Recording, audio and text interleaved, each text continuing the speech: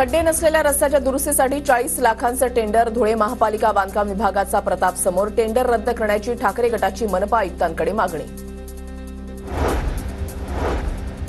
नंदुरबारमधील Shrinivas cyber कॅफेकडून सैनिकांसह कुटुंबांचे online काम मोफत केले जाणार. सेवेतील सैनिकांसह माजी सैनिक आणि त्यांच्या कुटुंबियांना मदत होणार. नंदुरबार बाजार समितीमध्ये गव्हाची आवक सुरू असल्यानं चांगला भाव. गव्हाला 2000 ते 3100 रुपयांचा भाव.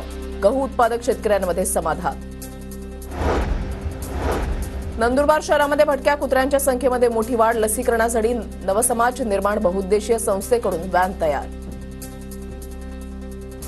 HMPV व्हायरसच्या पार्श्वभूमीवर धुळ्यामधील आरोग्य यंत्रणा अलर्ट मोडवर. आरोग्य अधिकारी सचिन बोडकेंची माहिती.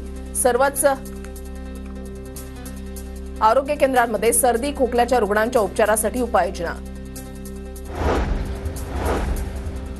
नंदुरबार शहरामध्ये नायलॉन मांजा वापरल्याप्रकरणी 39 जणांवर गुन्हा दाखल. नायलॉन मांजामुळे एकाचा मृत्यू तर अनेक जण गंभीर जखमी.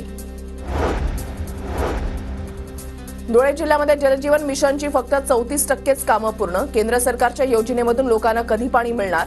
प्रशासनाच्या कारभारावर प्रश्नचिन्ह.